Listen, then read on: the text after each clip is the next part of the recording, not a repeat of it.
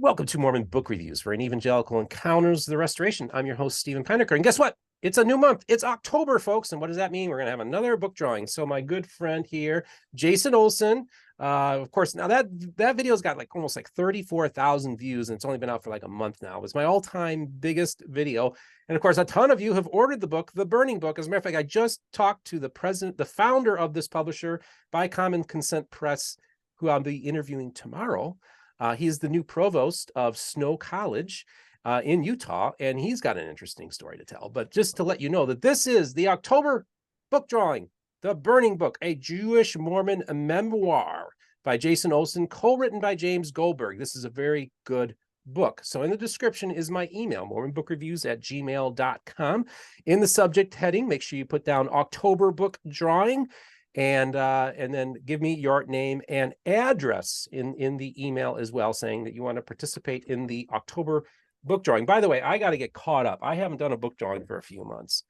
And so I'm going to probably do an episode probably the next week or two where I just do like 3 book drawings so we get all caught up. I apologize. I've just been swamped. I've been traveling like crazy. September has been one of the craziest months with all these breaking news stories, all this traveling I've been doing. And it's just nice to get a sense of normalcy once again and have the right rhythm in one's life, which is really important that we do that. And it's really interesting. This is a dude that many of you probably have seen, at least his comments. Steven Retz is everywhere. Almost every Facebook group, everywhere you can post. Well, I don't know about that. I get blocked from a lot of groups. So, well, the groups you haven't been kicked out of. Yeah, so someone has called me the copy paste king, which is fine. I do admit I do a lot of copy pasting, but a lot of that is just for the initial contact. But if people actually do start engaging with me, I do actually do real engagement rather than copying pasting completely. So, but you could probably say I'm obsessed in trying to help people. That's where a lot of the copy pasting comes from. So Steven Retz is a very unique individual, a very unique voice within the Restoration. Again, one of the taglines of this show is all the voices of the Restoration will be heard here on Mormon Book Reviews.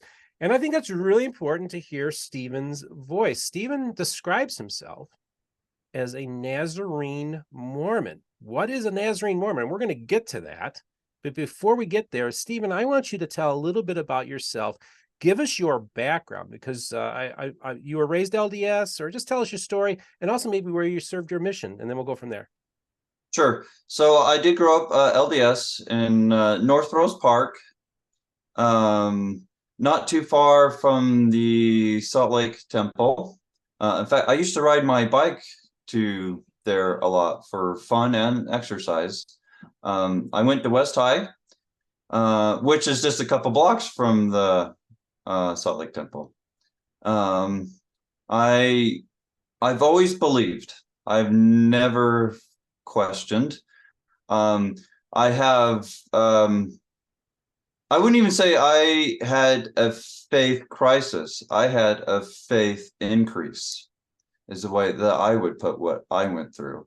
But before we get to that, I just growing up in the church, I've always believed. A little funny thing I used to do. I don't do it now, but growing up in the ward, I always give my bishop a hug during Sunday church. I loved it.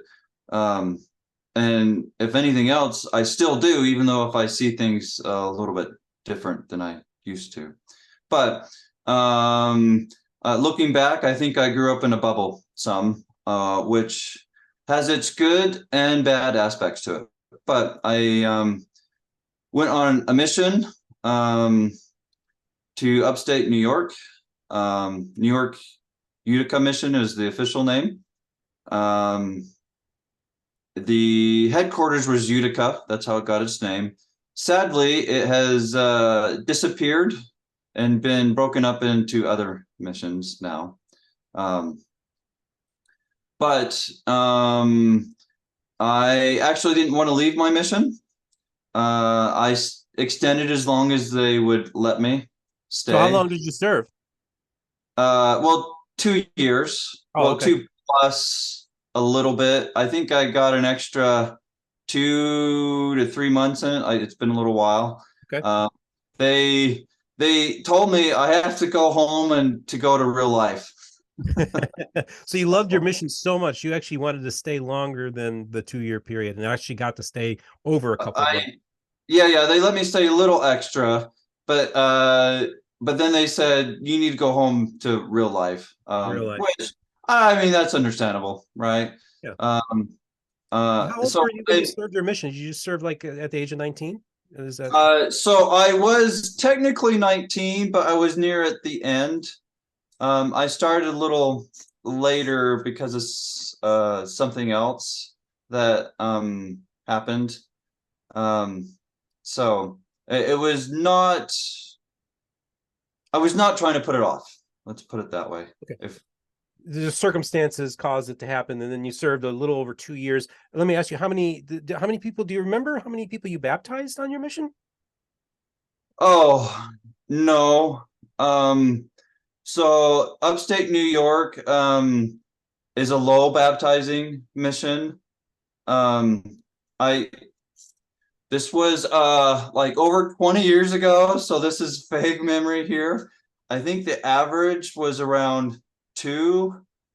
I think I did around 10. Okay. So, but I wouldn't now. I wouldn't say that I did it right. But I do understand that terminology, and talking with missionaries will talk about it that way. But I do believe that Yahweh Elohim helped me teach people to learn about the Book of Mormon, which I do still very much believe. In fact, I would say I believe it more now than when I was LDS. Okay. So the book. So would you say you're a Book of Mormon guy? Is that kind of central to your faith? Oh yes, yeah. Okay. In fact, I would say the Book of Mormon brought me to Yeshua, Jesus, Right. and to Torah. And I Okay. know that last part sounds weird to some people, but it did. Okay. So I guess the question then is, so you serve your mission, you baptize like 10 people. Where does your life take you after your mission? Well, after my mission, I went to singles ward. Actually, right after my mission, I did 2 wards. I did my singles ward and my singles ward. I just like church, so I like talking about him. Eventually, though, they made it so I only could do singles ward. Okay, what that's normal. I got married. Did you meet your wife in the singles ward? Yes, that wife, because we later did get divorced.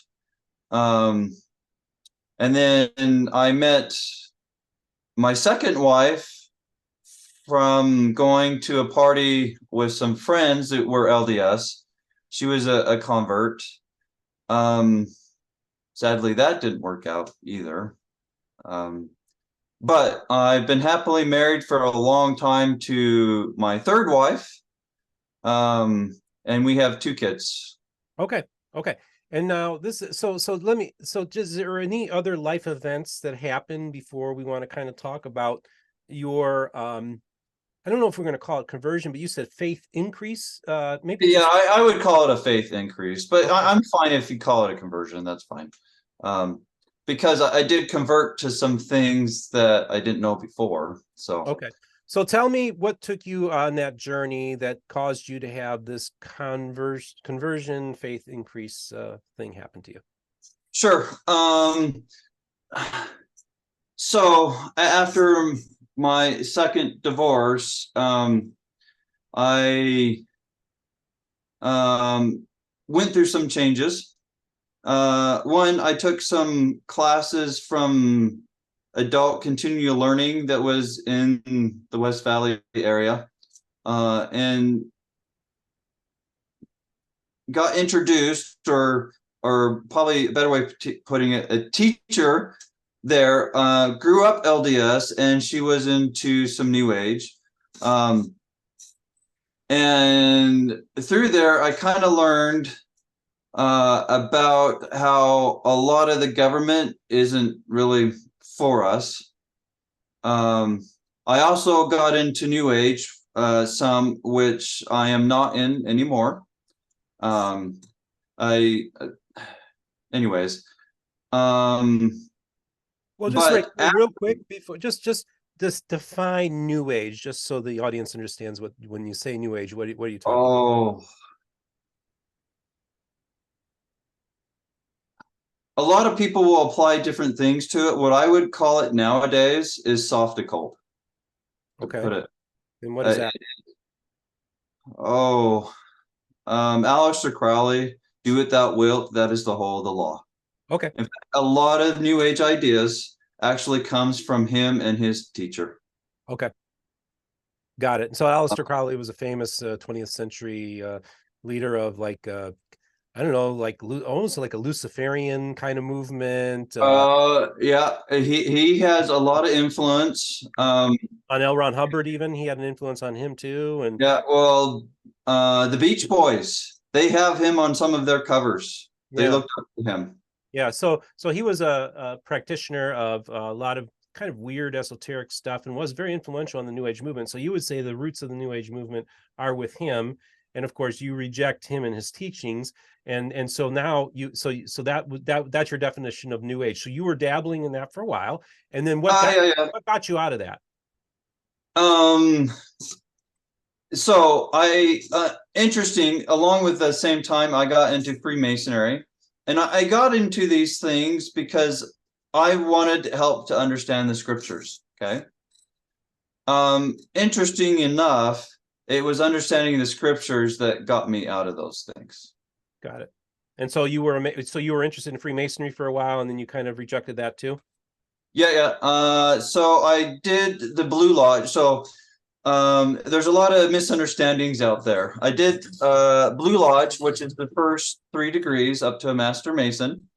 And then I did do Scottish Rite that has the 32, 33 degrees. I did do over a weekend, became a 32nd degree Scottish Rite Mason.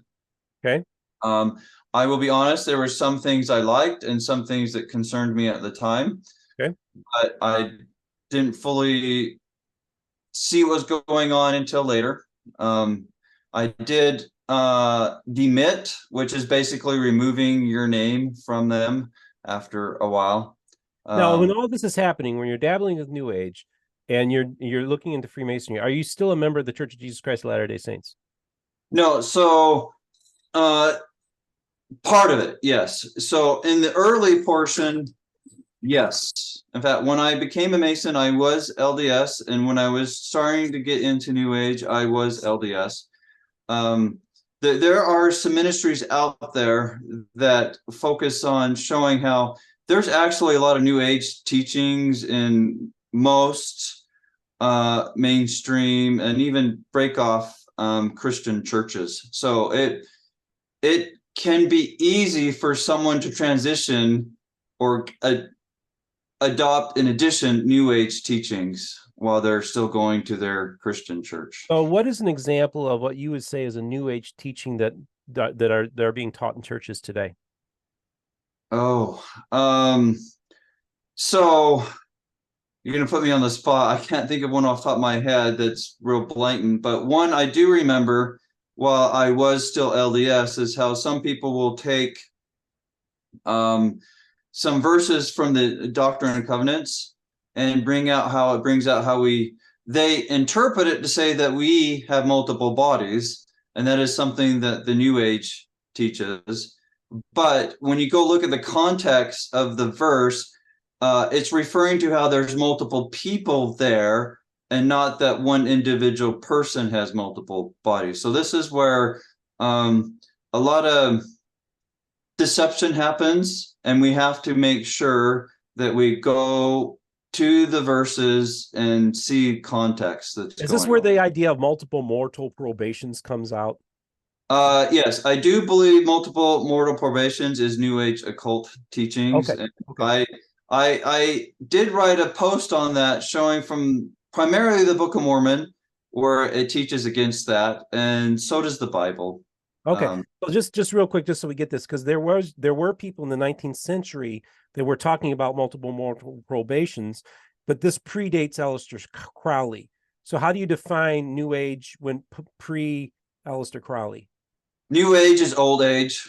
Okay, so you're saying with a new package on it. Okay, got it. Look better. Right. Okay, understood. In fact, even when I was into the New Age, I'm like, I would say this is not new. This is ancient knowledge, ancient. Yeah, it's New Age is old information, old ideas in a new package to make it look nice. Okay. So now while we're talking about this, you had said that at this. So what? And again, folks, this is important. You know, Stephen is a voice within the Restoration. Stephen is a believer in the Book of Mormon. Stephen is a follower of Yeshua and Torah. Okay, so this is part of his faith tradition, but not all roads lead in the same direction. Some people find these different paths. Steve, you found your way out of the Church of Jesus Christ of Latter-day Saints. Why don't you explain why you felt you had to leave? Sure. So there's a quote out there. I could find it, but if we want the exact quote, but it's basically the fact, our idea that if we have truth, we have no need to fear. Okay. And there was an LDS General Authority that was really pushing that idea. Okay. During this, after I woke up to some things about the government around 2013, 2014, Yahweh put in my heart to look deeper into the meaning of the scriptures. Okay. He didn't say the church was wrong. He didn't do anything of that to me. He's just like, I want you to have a deeper understanding. And so in the process of doing that, I would ask questions at church that were more than just the surface questions, more deeper, because I did really want to understand. And I was not treated very well at church when I would ask. In fact, even my home teacher told me that I didn't believe in Jesus because I was trying to better understand the scriptures, which is very ironic. So instead of asking at church, I went to asking the questions in the Word Facebook group. I got the same stuff. Instead of understanding, and I had no inclination there was anything wrong with the church at that time. I just wanted deeper understanding. So are you thinking that it was because of the type of questions you were asking, that was what bothered people? Because at this point, you're not being critical of the church and you believe that the church is true, but you're just, are you asking the wrong questions, or maybe the questions that made them feel uncomfortable? Why do you suppose they responded, push back the way they did? I don't remember the questions specific enough to be able to answer or have an idea of that, because I do remember wondering why they're having an issue with the questions, because it was just going off of things that was in the scriptures. So I don't understand. In fact, it's interesting to me, my home teacher had just published a book about him asking questions and getting answers, and here he was giving me a hard time for doing the exact same thing. Okay. I found that very saddening and interesting. So are you saying that if maybe if they had handled you and your questions a little bit with a little bit more compassion and less pushback, and were willing to engage you, that there's a chance you would still be a member of the Church of Jesus Christ of Latter-day Saints? So possibly. I actually think no, but it would have took longer. Okay. Because I do think, looking at myself now, and various things, I think would have happened eventually anyways. Okay. Now, the way that they handled it did help it happen faster. Okay. Because I do think I still would have got to the same end result, but that's no excuse for how I was treated. For someone who supposedly follows Yeshua, the promised Messiah, and says that they want to be like him, to treat a believer that way or a seeker that way is contrary to the New Testament. Now, I do understand sometimes Yeshua is not always nice in the New Testament, but that's to a different class of people. To seekers, he was understanding and helpful and answered questions. Okay. And answered questions to those who were the critics, even also. Right? Okay, fair enough. Yeah. So the question, this just begs the question then, at what made you decide to what was the turning point for you? You said you're studying scripture. So what was that moment where you said, okay, I don't feel like I can I have a home here in the Church of Jesus Christ of Latter-day Saints? Again, this is not a show about deconversion. This is I wouldn't call it deconversion. And you wouldn't call it deconversion. That's the key thing. So talk about your faith increase in what you term it. And sure. So to go a little more what happened. So because then I couldn't do it in my ward Facebook group, I went to LDS Facebook groups and started doing things. I started seeing how people will quote general authorities and pin them against each other, as in showing how one's wrong and one's right. And I'm like, oh, okay, that's interesting. I never thought that was the case before. So growing up in the church, I focused more on scriptures, and I didn't do too much with the leaders. I mean, I liked the scriptures. Everybody has their things that they like, right? That's how I took it. But going online, I was seeing how leaders are contradicting each other. Okay. And since I have left the church, and I don't watch conference now, but I did before, some after, I would see them contradict themselves within the same conference. But anyways. Okay, just real quick, just one more last question I have about your journey in engaging people on Facebook. Did you engage people like at what is now called Fair LDS or Fair Mormon? Did you take any of your questions to them? No, I didn't even know about them. Okay, so you didn't even know they existed. Okay, all right. After my mission, I knew of Hugh Nibley and farms. I knew of farms. Farms, okay. And I remember going to Deseret Book and buying these little pamphlets from farms of Hugh Nibley's talks, and I would buy those and eat those like candy. I love trying to understand. Do you still respect Hugh Nibley? Do you like his work still? I see Hugh Nibley as an apologist, and so I actually do not respect him much anymore now. I did at first, I don't now. Okay, so when you say apologist, what do you mean? He takes things like the LDS Temple and tries to find support for them in pagan traditions. Mm-hmm. Now, I used to love the LDS Temple. So before my mission, I went every single day for 3 months before my mission. The temple was a hard thing for me to let go of. Okay. Yahweh had to tell me things multiple times to let go of it. So I'm calling myself out here. I did not always listen to him. But I eventually did. And I even, in a blog post, I even call myself out. I have not always been wise.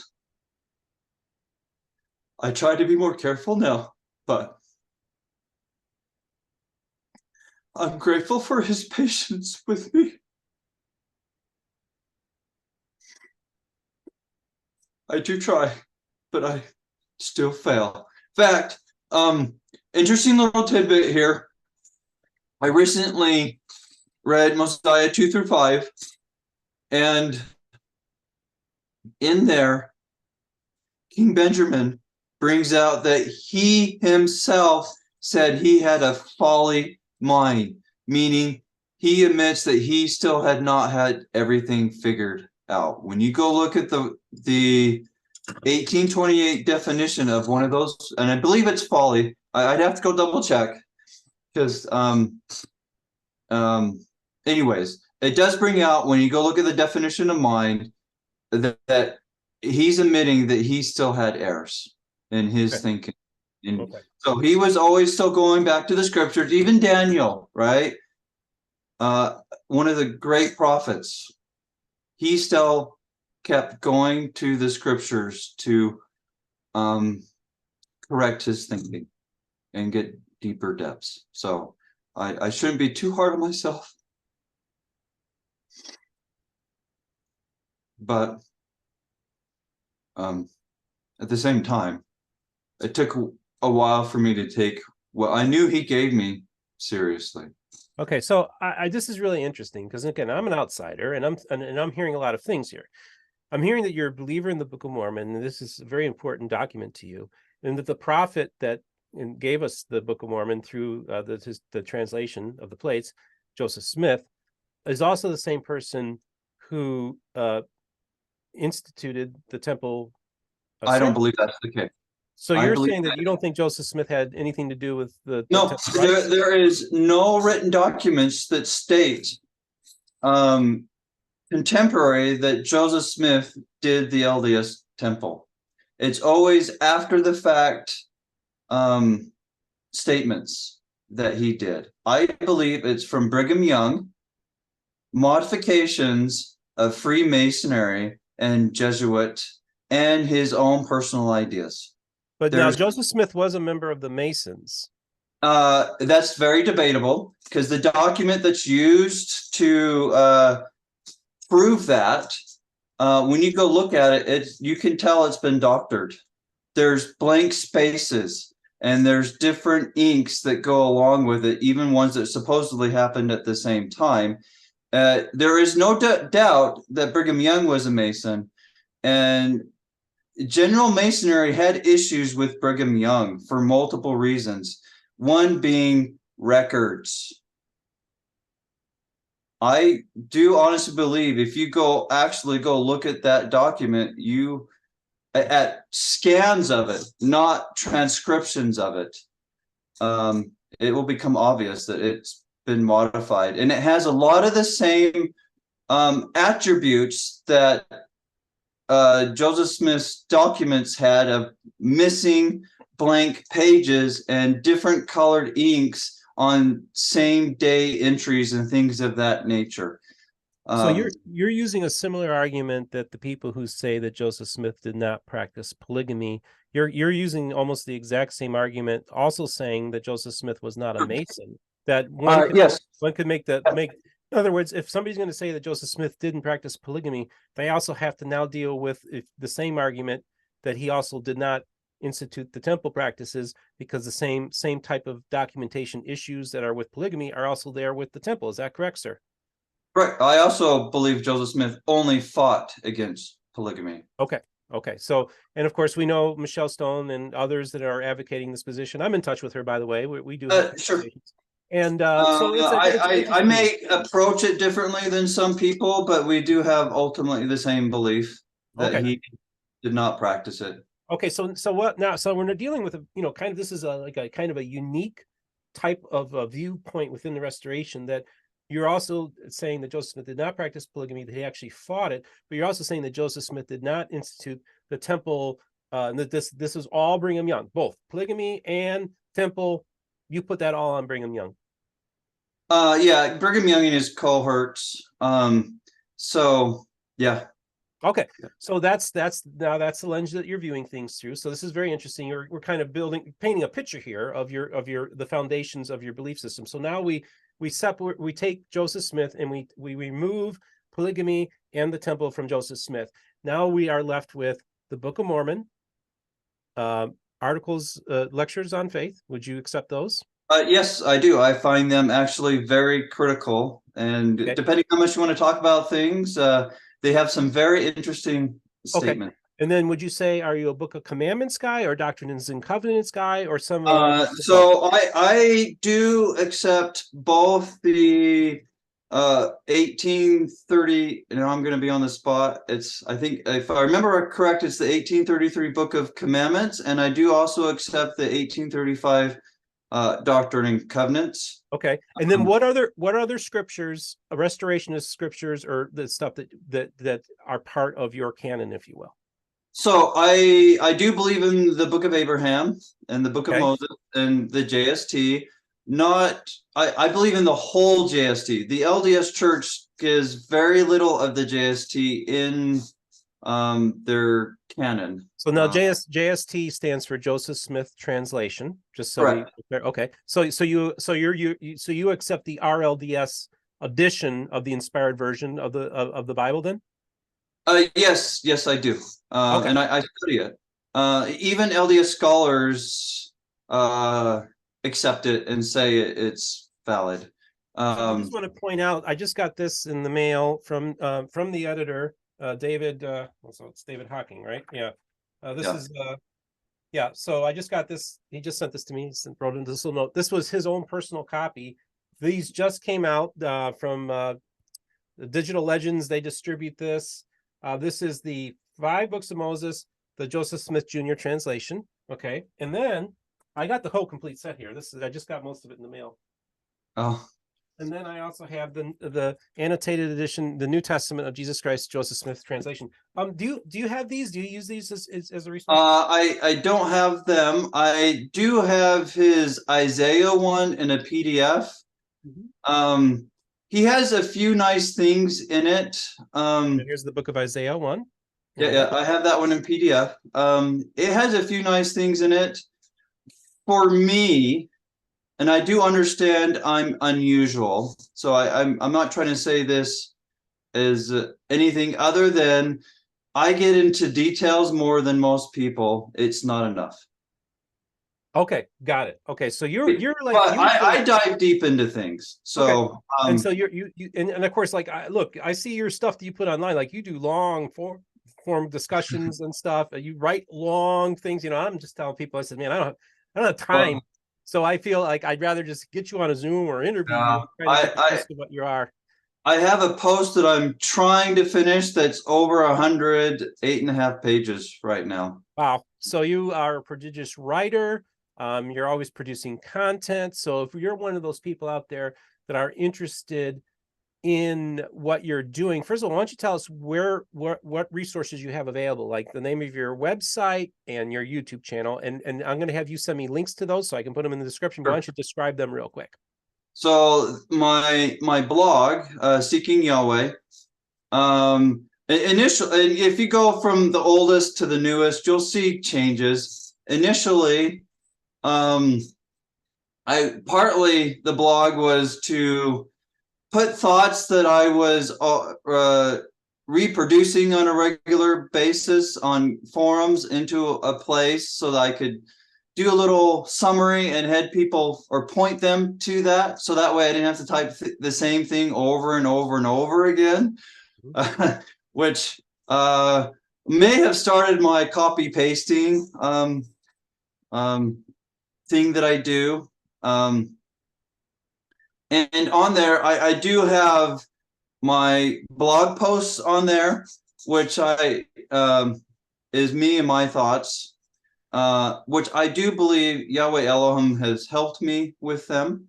But everybody will have to decide on their own what they think about that. And then I do have a resources tab on there I link a lot of resources that are not mine.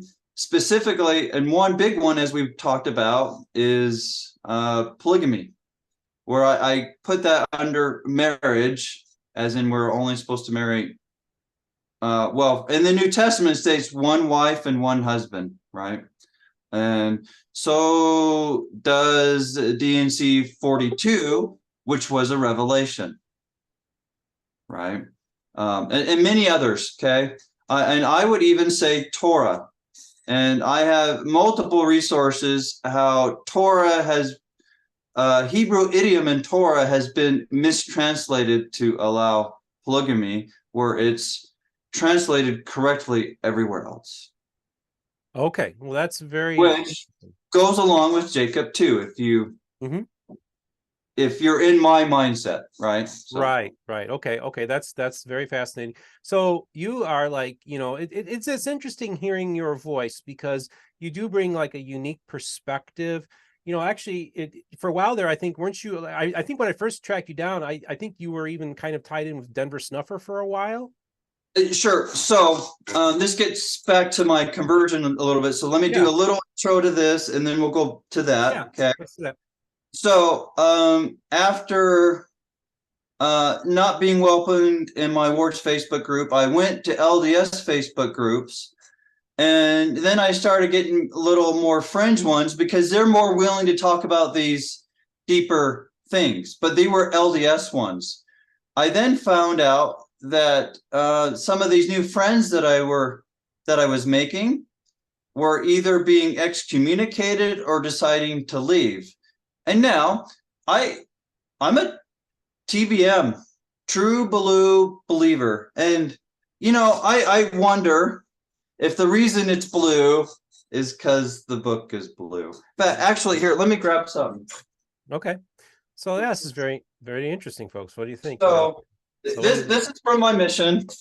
I made this so that way my hand would not turn blue when holding it. Okay, because if you hold these for a long time, they will leak. Really? Some people will put them back here, right? Yeah. And it'll leak on your pants and your garments. So I don't recommend that, mainly because of the garments, because those are supposed to be white, right? But anyway. Right. Oh, that's interesting. So, wow. But the pants you probably won't notice. But if you hold these for a long time while you're holding them out there tracting, especially in upstate New York where in the summer it gets hot, they bleed. Okay. Okay. But I made this so that way it wouldn't. I love it. Let me see the back of that. This one's actually from my mission. Okay, so that cover you made. Let's see the front and back again. I want to see that. Okay, all right. So we got. Oh, look at that. Oh, that's really cool. So you took some. You got Yeshua. You got Yeshua. Joseph Smith and some histories from the Book of Mormon. And then flip it around. Okay. That one you might not be able to see just because of camera. Oh, that one's olive tree. So Jacob 5. Okay. This one's Captain Moroni. All right. Oh yeah. And that one's probably the top one's probably King Benjamin. Anointing King Mosiah. The bottom one I'm not sure. Okay. It's been a while. And it's fair. It might be the brother of Jared, but it's a little hard, and you can see the creases of the tape on it. But okay, anyway. Well, that's cool. I love to see those homemade things. It kind of gives a different, kind of gives you an insight into who you were. That you were literally you had to create that because your hands were turning blue. That's baptism. Oh yeah. Mosiah 18. Yeah. Okay. Among other places, but anyways. Interesting. I am a believer. Yeah. No, you are. I do understand I believe differently on multiple aspects than some people, but I am a believer. So you found out a lot of your friends are being excommunicated. Oh, yeah, or they're thinking of leaving. And so I mean, I had the truth. What did I have to fear? Mm-hmm. So instead of giving a quick answer to their concerns, when you care about someone and you really want to help them, you don't just do surface level. You're willing to dive deep into the details with them. I did that. I found out that the church I don't want to say this to make it look like I'm bragging, more just to show how much I paid for my mission myself as a 19-year-old teenager. And some of my family did not want me to go. Okay. Some of my family was happy that I went. But anyways, I believed to spend that kind of money for a young teenager at that time, that's a big deal. Okay. And I'm happy, and I would not go back and change it. In fact, I know I'm sidetracking, I'm sorry, but I think this is an important thing to bring out. When we accept Yeshua's atonement fully, I do believe we will never, or I wouldn't say never, because we could unaccept it or no longer accept it. But while we accept Yeshua's atonement, we will not have a need to say that we need to go back in our life and do it over. That's a good perspective. Interesting. But anyways, okay, back on the main point. I dove into things to try to give them answers. Why should I fear? In fact, LDS general authorities have said that if you have the truth, you have no fear. I felt like I had the truth. I found out I didn't have the whole truth. I had a partial truth mixed with some lies. Okay. The thing that ultimately did it for me was Alan Rock's post, "Are we paying too much tithing?" Are you talking about Rock Waterman? Yeah, Waterman's "Are we paying too much tithing?" So I growing up, you could probably have called me Peter Priesthood, maybe not exactly that, but something along those lines. I didn't swear. When I read that, I swore loudly in my head. That and tithing has become a big deal to me. And then there's others that came later, like Word of Wisdom and Polygamy and I'll be honest, just about everything, to be honest. It's so fascinating because, of course, I've had Rock, and actually you kind of helped set that up, if you don't mind me saying that. We're friends. Yeah. We disagree on some things, but I consider him a friend, and I will be forever grateful. Yeah, and that's the interesting thing about Rock Waterman. Of course, Rock's been on Mormon Stories. Rock was on Mormon Stories when he was excommunicated from the church. Rock was telling me on his program on my program, that he would post his stuff on Sunday mornings because people were reading his posts on their phones Sunday morning while they're attending their ward services.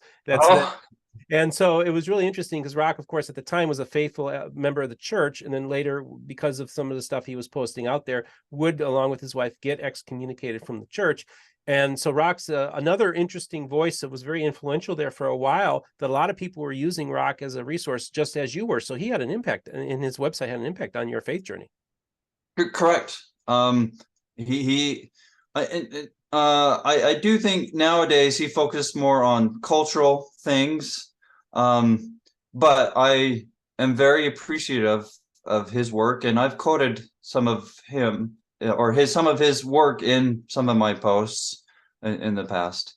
So last time I was out in Utah, I had the opportunity to hang out with Denver Snuffer. So twice this year I've had dinner with Denver.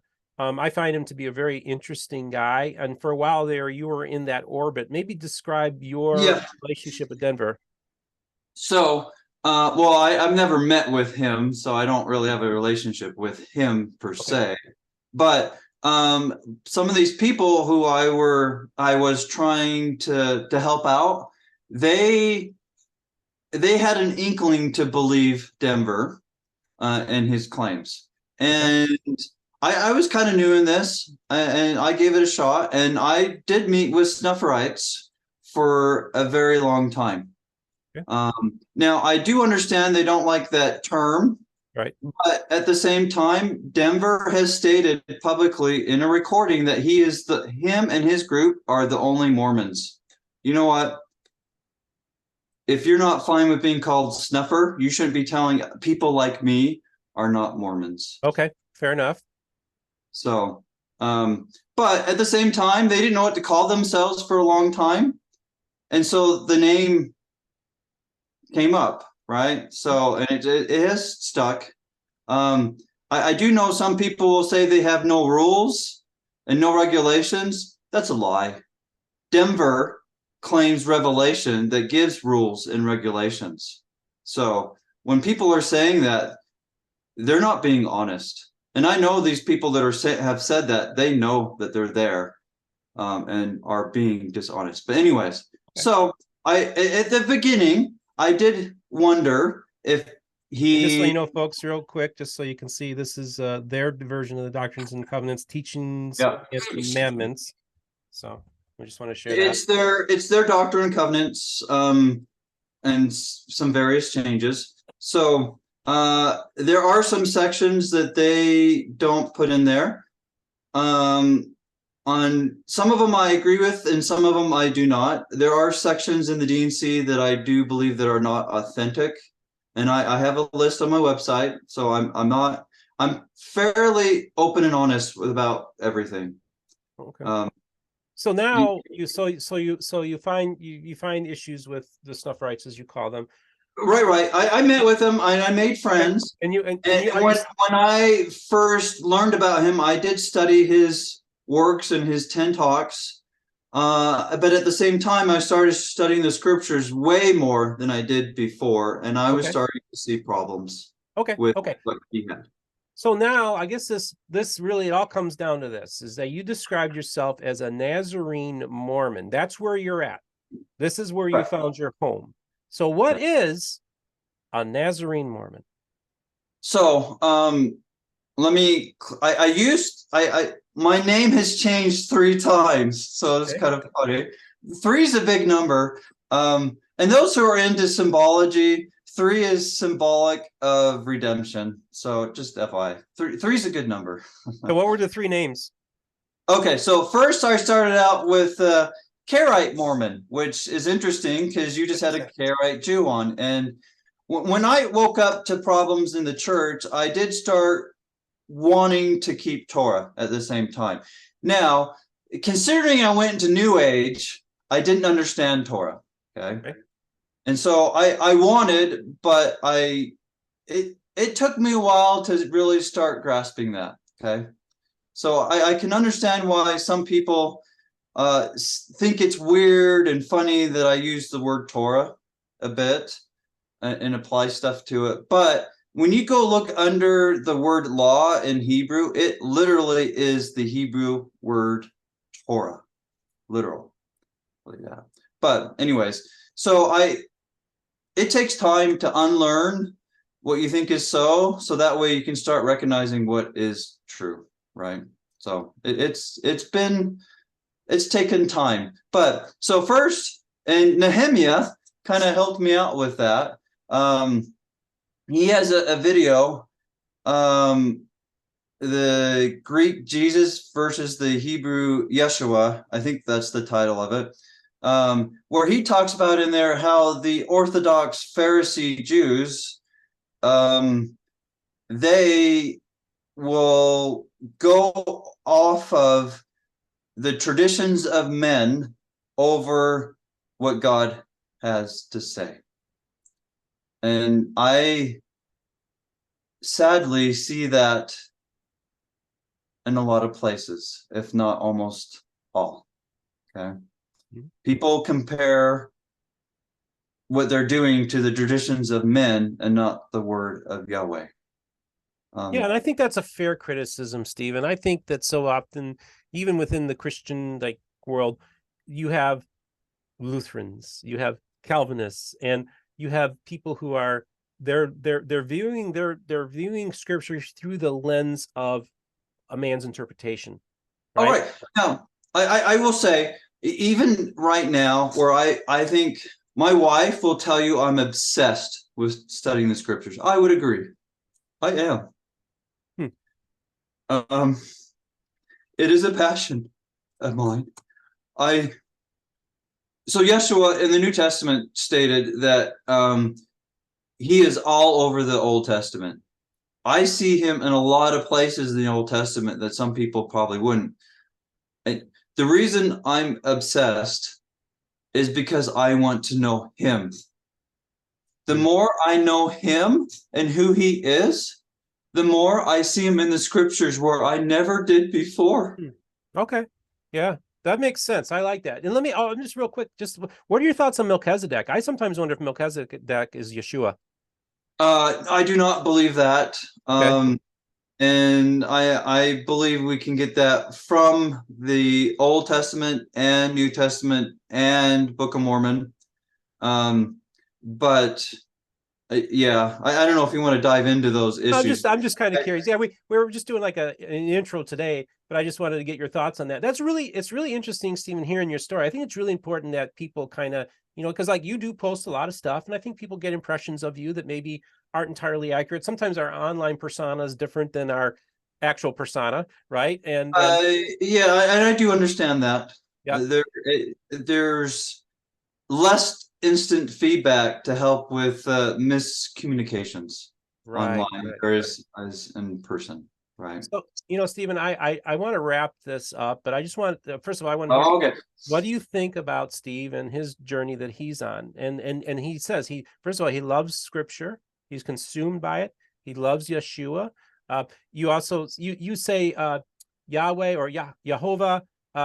So I say Yahweh instead Yahweh. of And then you say Yahweh, but you say Yahweh Elohim. Are you saying that Yahweh is the name and Elohim is the title? Is that what you? Correct. Okay. Yes. So Elohim is the title of God, just a generic term like president or king. Well, it means judge. He is our judge.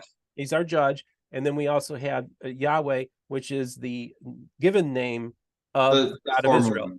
Okay. Yeah. So, but before I finish this up, I just wanted to ask you, Stephen, is there any final words you'd like to share with my audience?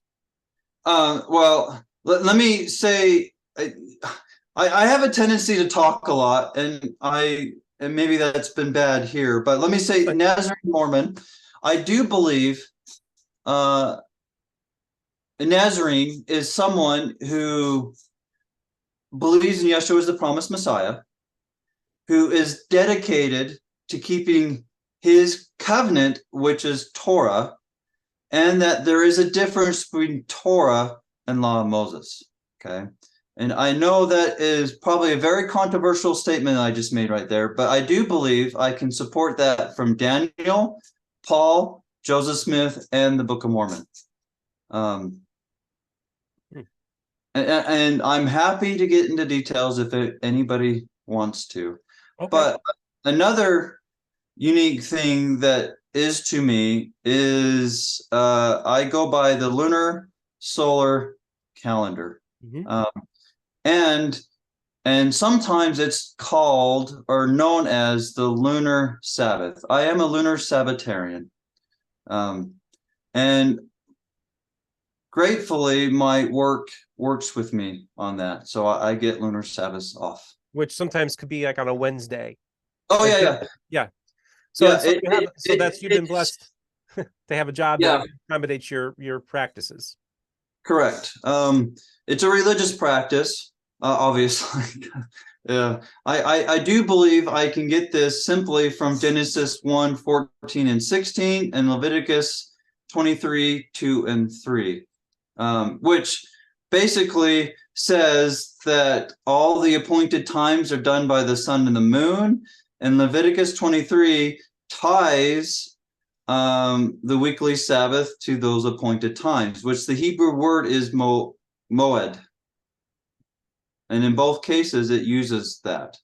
Also, you can get it from looking at the first 3 moons of the Exodus with Moses. The weekly Sabbath was always on the 8th, 15th, 22nd, and 29th during the first 3 moons. That's only possible on a lunar solar calendar. And knowing that there is 3 types of days, as in everybody in the Gregorian calendar knows there's work days and the weekend, right? Everybody loves the weekend. The work days, maybe not so much. Depends on what you think about your job. But on God's calendar, there is a 3rd type of day, New Moon Day. And it is a non-work day. and it is a worship day, which thus makes it a Sabbath.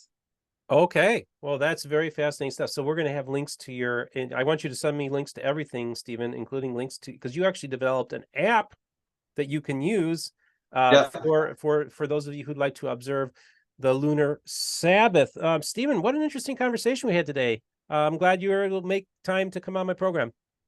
Well, I appreciate you having me on. It's been a joy.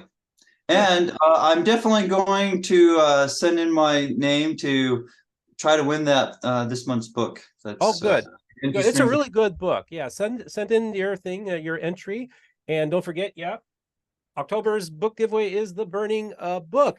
And it's really interesting because we're talking to like Nehemiah, Dr. Nehemiah Gordon, Jason Olson. We got you that have kind of very much tied in with the Torah too. So we're talking to people who have Judaism or is that kind of or have the Torah centered faith journey. I find that very interesting right now. Of course, you got here at My Christian Community, they're doing Feast of Tabernacles this week. So it's kind of interesting to have all these tied in together, and it's a real blessing to hear from people. I also want to hear from it. I have a large following in the ultra-Orthodox, what's called the ex-ultra-Orthodox community. I've spoken to some people in that group. I'm in touch with a lot of people who are Messianic and people who are Hebrew roots and all that kind of stuff, and also Orthodox Jews. And I want to thank you for blessing me by sharing your stories as well. So I want to hear from you all. What do you think of Steve? What do you think of being a Nazarene Mormon? What's that all about? And we'll have resources. So you do teachings, and so we'll on your YouTube channel, and so right. And I go off. I believe Moroni 6:9 is very important. Where basically it states that teach what people want and need, not a pre-planned lesson. Okay. And so I hardly ever have anything pre-planned. There are a few occasions like high holidays and stuff like that. I may have something somewhat. I don't have a plan. I have some ideas in my head, and then we go with what the group that's there needs. With that subject in mind. But for the most part, nothing's ever planned to go off of what people need or want. One thing, if you don't mind stealing a few more minutes, I did watch a recent interview Nehemiah Gordon did with Dan Vogel, if I remember correctly. Mm-hmm. One thing I did like from that interview that Nehemiah brought out, he did say that if Christianity was true, he would expect to see something like the Book of Mormon. And I know he doesn't believe in the Book of Mormon, and he is not a Christian, but that is an interesting statement from a thinking scholar, because I do think he puts good thought into what he does and tries to understand other people. The fact that he brings it out, if Christianity is true, he would expect something like the Book of Mormon. That's coming from a Karaite Jew. Now, I think that's an excellent observation that he makes there. I find it very interesting. And even as a little kid, I never thought that the canon was ever closed. Matter of fact, the canon being closed was the Council of Trent. The Catholics closed the canon, and the Protestants went along with it. And it's like, well, that's interesting, because I don't think you can put God in a box. If God wants to reveal Scripture, it's not up for us to determine that. These are doctrines. Right. I will say this: these are doctrines of men. So it's a very fair depending how you may interpret Revelations 11, the two witnesses will be giving more word of Elohim for 3.5 years. Good way to look at it. Well, my friend, thank you for coming on the show today. Well, thank you for having me. So, folks, just to remind you, there are going to be links to the description. Steven's going to send them all to me. I'll make sure I get them in the description. So check out all the materials that he has put out there. Take a look at what he has to say. He's an interesting dude, has some interesting thoughts. I think it's good to hear his perspective, and also maybe gives you food for thought as well. Don't forget, we also have links in there for those of you who'd like to financially support the channel on Patreon, Venmo, and PayPal. And don't forget, MormonBookReviews.com is our website, and that is our merch store. You can buy hats, mouse pads, coffee mugs, or hot chocolate mugs, whatever. And make sure you check out our merch store. And this episode is a perfect example of, remember, all the voices of the restoration will be heard here on Mormon Book Reviews.